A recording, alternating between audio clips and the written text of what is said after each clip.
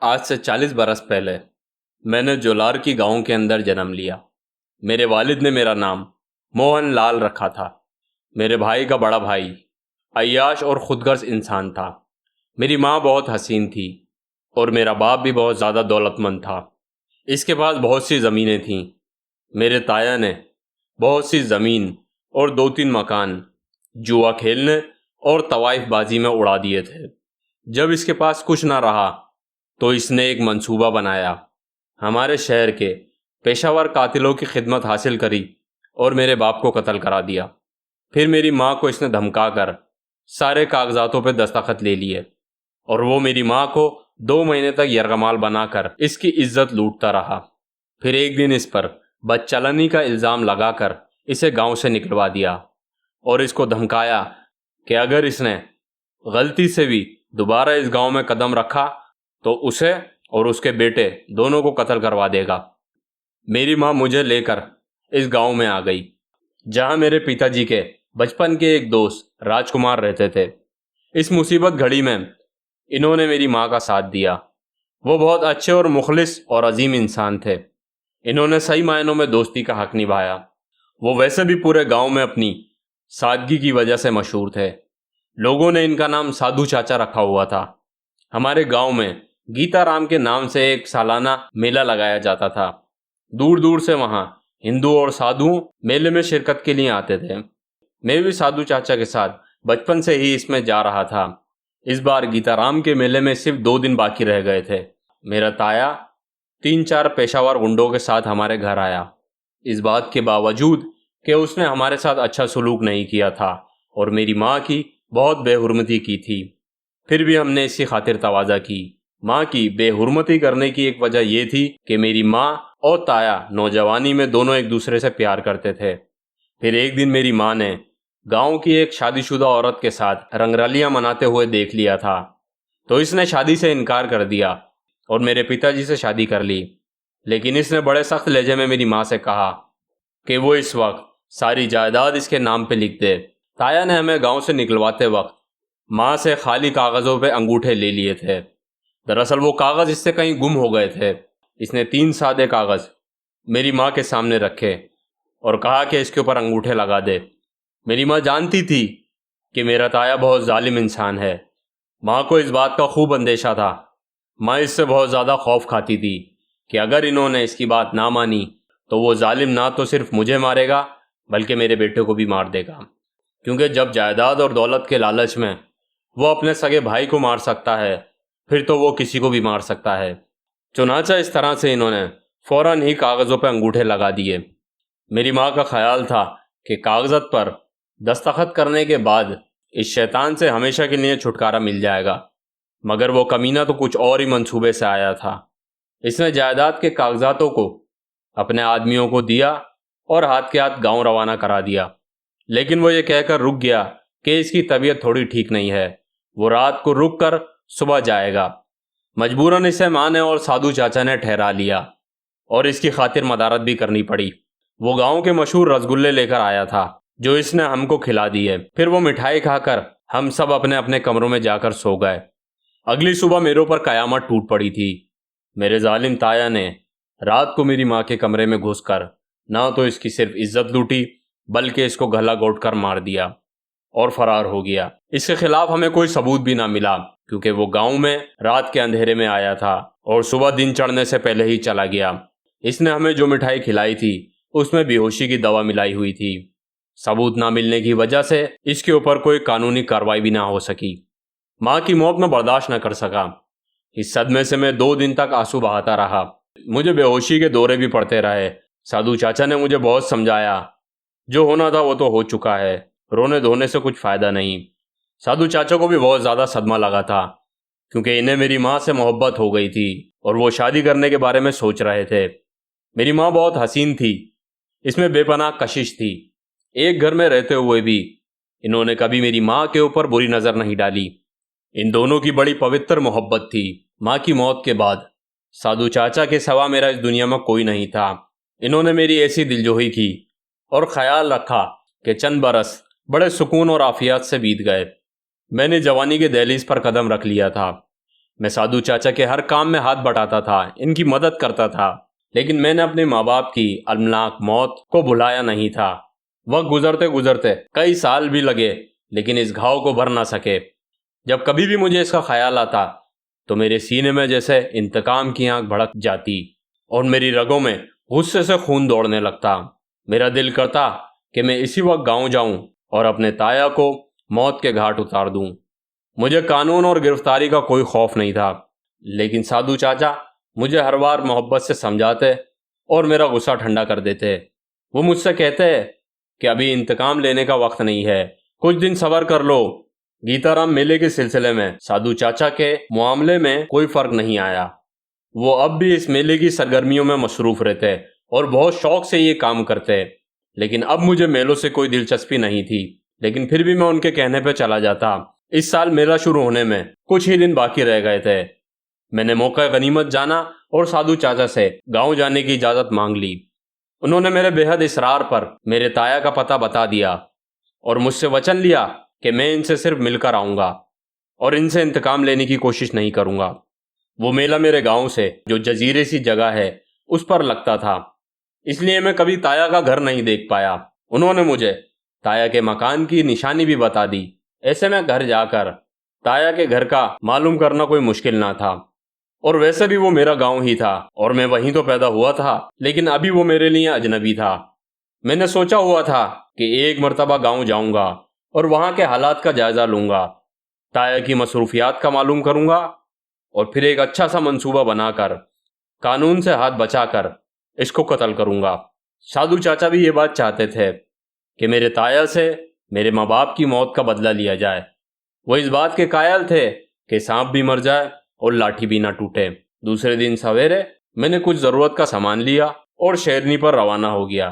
شیرنی میری گھوڑی کا نام ہے اور وہ مجھ سے اس قدر ہلی ہوئی ہے، مانوس ہو چکی ہے کہ میں جب بھی اسے شیرنی کہہ کر بلاتا ہوں تو بھاگی چلی آتی ہے۔ میرے سادھو چاچا کو میری بہت فکر تھی، پر میں نے ان کو اطمینان دلایا کہ آپ فکر نہ کریں، میں صرف اپنے تایا سے مل کر آؤں گا۔ اب میں اپنے گاؤں کے راستے میں تھا، جو اس جگہ سے کم 20 میل دور واقع تھا۔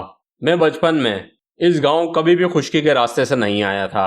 ایک مسافر لانچ سادھو چاچا کے گاؤں کی طرف چلتی تھی جہاں میلہ لگتا تھا، اس لیے سادھو چاچا نے مجھے خشکی کا راستہ سمجھا دیا کہ میں ندی کے کنارے کنارے شمال کی طرف ناک کی سیدھ میں چلتا رہوں۔ یہ راستہ ایک آم کے درخت کے پاس آ کے ختم ہو جاتا ہے، پھر وہاں سے دائیں جانب مغرب کی سمت میں چلتا رہوں۔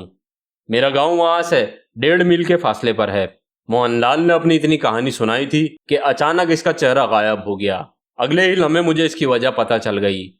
لانچ میں تھوڑی سی سرسراہٹ ہونے لگی اور کسی نے میرا نام پکارا، جوگی، جوگی، تم ابھی تک یہیں پر ہی ہو؟ میں نے پلٹ کر دیکھا تو زبور کھڑا ہوا تھا۔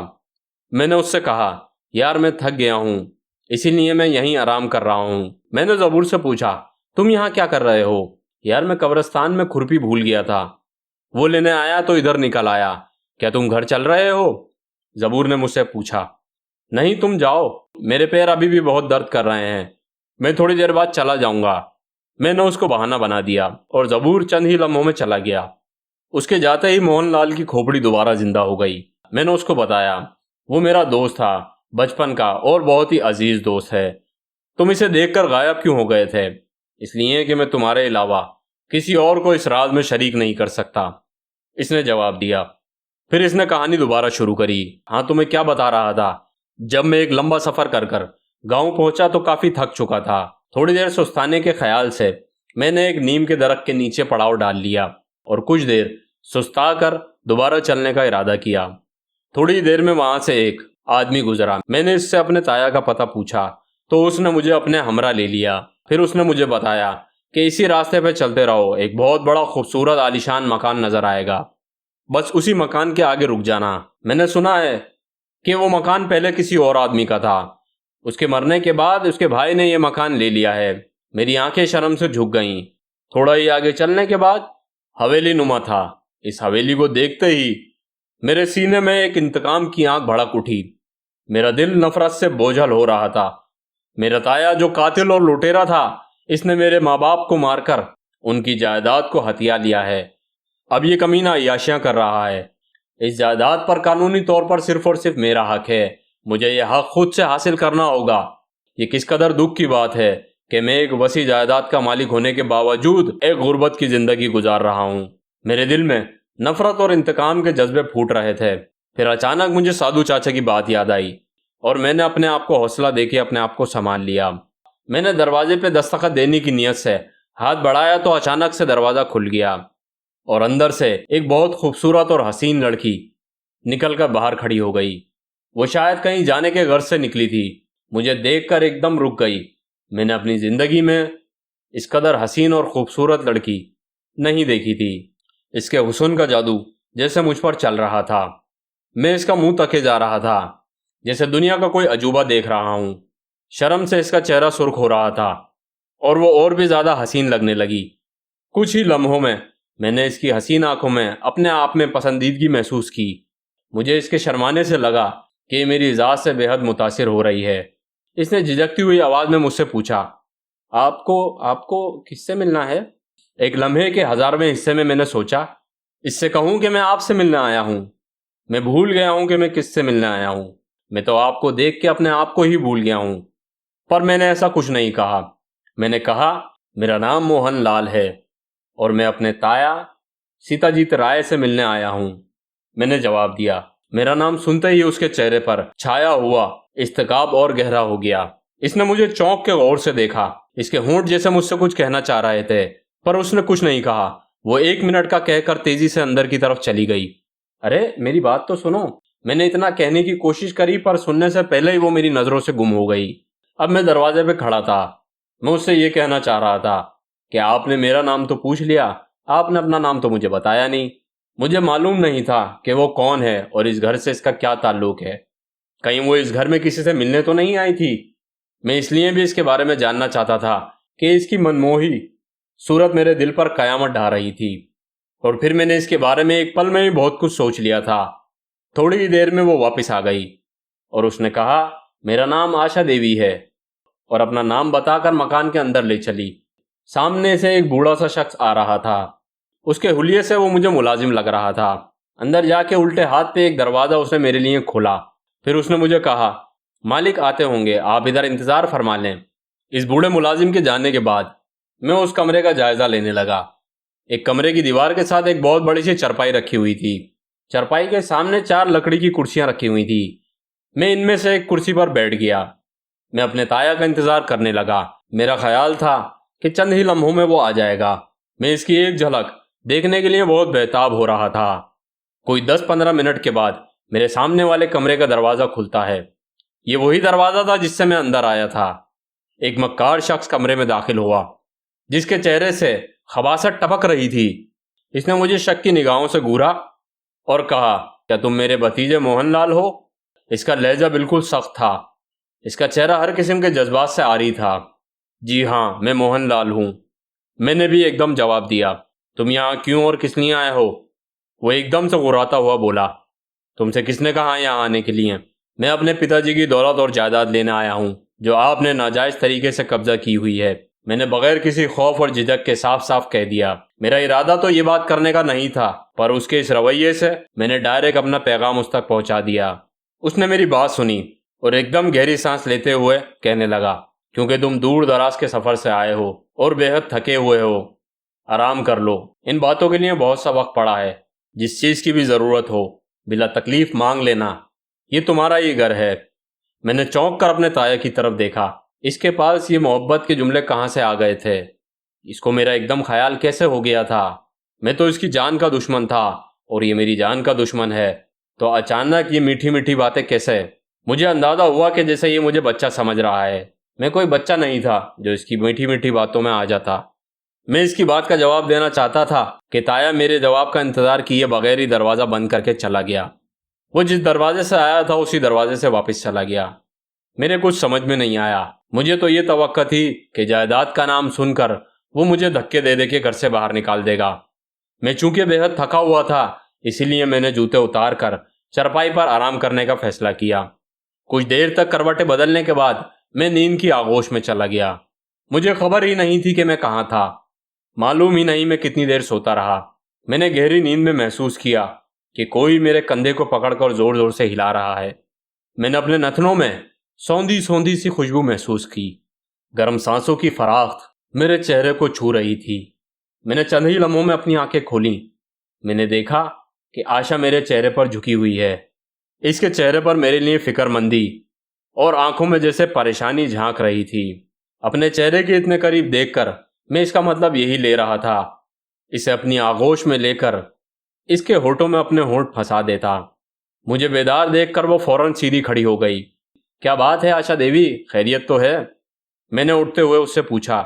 بھگوان کے لیے آپ یہاں سے جتنا جلدی ہو سکے چلے جائیں۔ اس نے ادھر ادھر دیکھتے ہوئے سرگوشی سے کہا۔ کیوں چلا جاؤں؟ یہ میرے تایا کا گھر ہے۔ تایا نے ہی مجھے کہا ہے کہ میں یہاں آرام کر لوں۔ میں یہ بات بہت اچھی طرح جانتی ہوں اور میرا خیال ہے کہ آپ بھی اس بات سے واقف ہوں گے کہ میرے تایا جی نے آپ کے ماتا جی اور پتا جی کو موت کے گھاٹ اتارا ہے۔ آپ کے پتا جی؟ میں نے چونک کر پوچھا۔ کیا تمہارے پتا جی میرے تایا ہیں؟